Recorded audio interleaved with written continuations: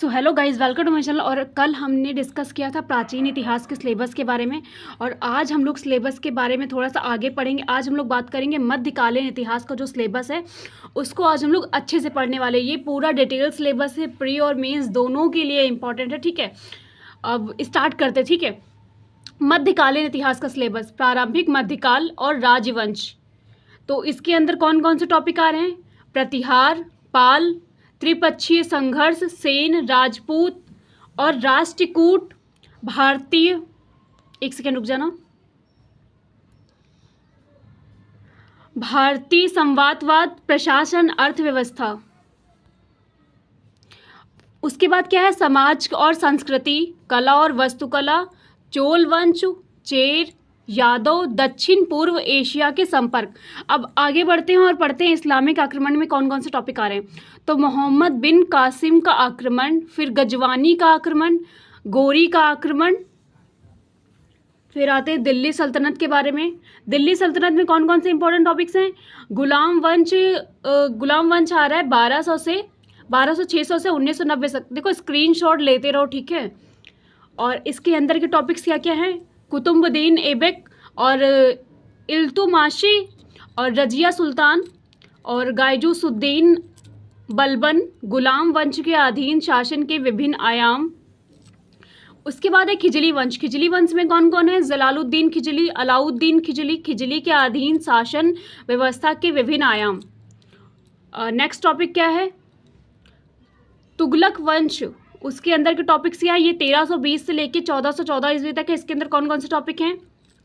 गयासुद्दीन तुगलक और मोहम्मद बिन तुगलक, फिरोजा शाह तुगलक, तुगलक के अधीन शासन के विभिन्न पहलू।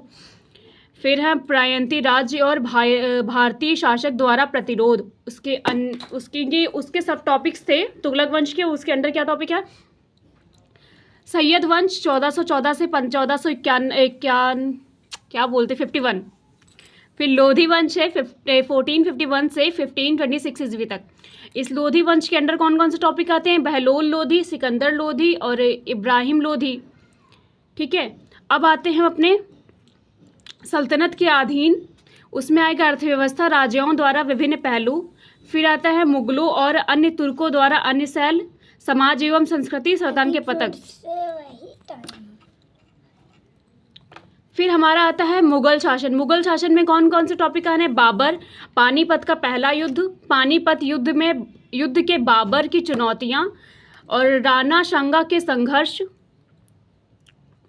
फिर बाबर का योगदान और भारत में उसके आगमन का महत्व। इसके बाद टॉपिक पढ़ते हैं हुमायूं का। तो हुमायूं का कहाँ से है?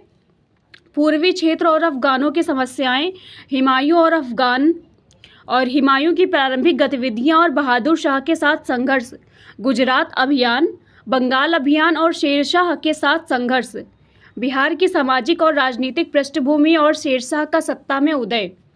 सुर साम्राज्य 1440 से 56 तक है। शेरशाह का योगदान, उसके अंदर दो टॉपिक्स कौन कौन से? मुद्रा प्रणाली और वास्तुकला। फिर आता है जलालुद्दीन अकबर। जलालुद्दीन अकबर में क्या क्या इंपॉर्टेंस है? अफगानों से संघर्ष, पानीपत के द्वितीय युद्ध, हल्दी घाट का युद्ध।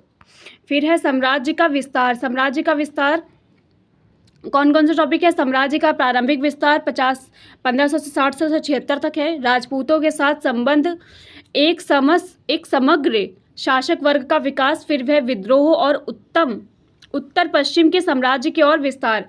फिर अखबार के आधिपत्य की अवधारणा। उसके बाद आता है हमारा प्रशासन। प्रशासन में कौन कौन से टॉपिक है? केंद्रीय और प्रांतीय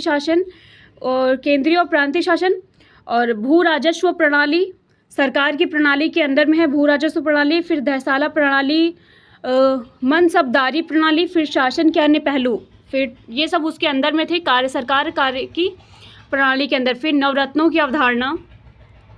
उसके बाद आगे बढ़ते हैं। फिर आता है सामाजिक धार्मिक पहल।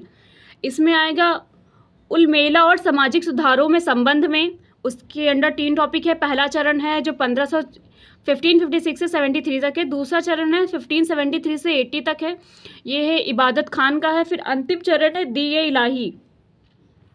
फिर नेक्स्ट पढ़ते हैं जहांगीर का शासन और चुनौतियाँ। तो जहांगीर के शासन और चुनौतियाँ के अंदर कितने टॉपिक्स आ रहे हैं? फिर क्षेत्रीय सुदृढ़ीकरण और साम्राज्य का विस्तार, मेवाड़ पूर्वी भारतीयों का कंगाड़ा, फिर जहांगीर के दरबार में ब्रिटिश दूतों का आगमन, फिर 17वीं शताब्दी के पूर्वार्ध में राज्य और संघर्ष, फिर है शाहजहां साम्राज्य की सुदृढ़ीकरण और विस्तार। इसके अंदर क्या क्या टॉपिक्स हैं? फिर आता है कला और वास्तुकला का विकास, मुगल शासक वर्ग की मनसबदारी व्यवस्था का विकास, फिर औरंगजेब का टॉपिक आ जाएगा। औरंगजेब में क्या क्या इंपॉर्टेंट है? साम्राज्य का विस्तार, औरंगजेब की दक्कनी राज्य 1568 से 78 तक है। फिर पूरनदार की संधि 1665 तक है। मराठ का दक्कन 1678 से 1707 तक है। औरंगजेब और जगारी दादी का संकट का आकलन। उसके बाद आता है उत्तरी मुगल। इसके अंदर क्या क्या टॉपिक है? बहादुर शाह, जहांदर शाह, फारूक शियार, रफ़ी उद दरजात और रफ़ी दर दौल शाहजहां द्वितीय, पता नहीं कैसे कैसे नाम है, मोहम्मद शाह रंगीला, फिर अहमद शाह, फिर आलमगीर द्वितीय, शाहजहां द्वितीय, शाह आलम द्वितीय, अकबर द्वितीय।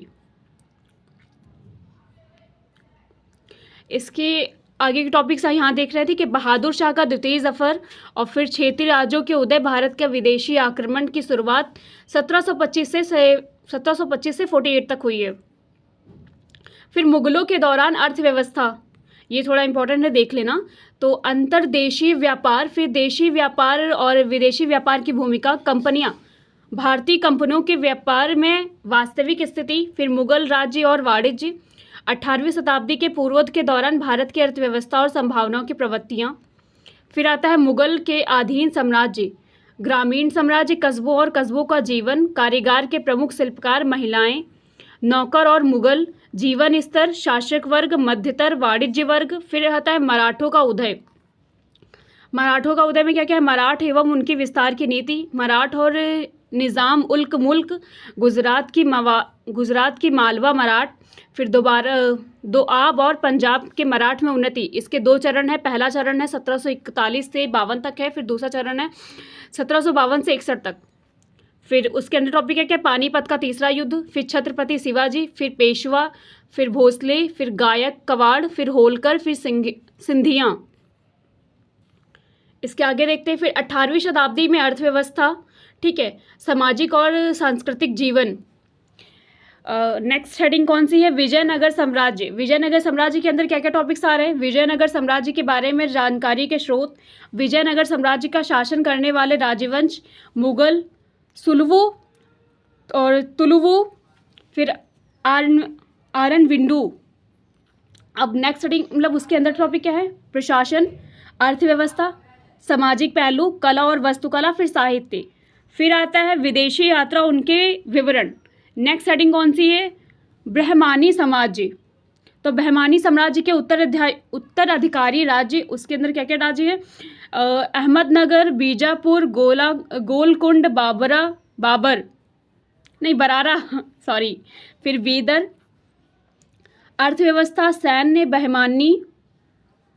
बहमानी उत्तराधिकारियों राज्यों के विजयनगर के साथ संघर्ष। फिर है सामाजिक और सांस्कृतिक पहलू, कला और वास्तुकला। फिर नेक्स्ट हेडिंग है भक्ति और सूफी आंदोलन। भक्ति आंदोलन में क्या क्या आ रहे हैं?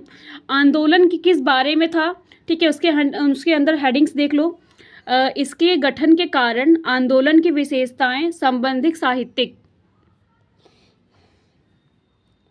फिर संतों का समूह, शगुल, निगुड़, फिर नयननार, अलवार। फिर है संत आचार्य और उनके योगदान, तो शंकराचार्य और उसके बाद रामानुजाचार्य, फिर निमम्बार्क, फिर मध्वाचार्य, फिर नाथपंथी सिद्धों और योगी।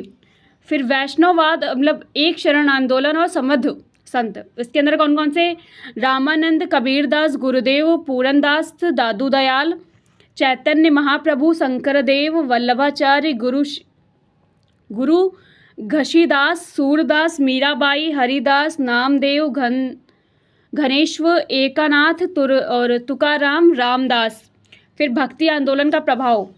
फिर देखते हैं सूफी आंदोलन। सूफी आंदोलन शुरू होने के कारण, विशेषताएं, विशिष्ट और चरण। फिर पीर, मुराद और परंपरा।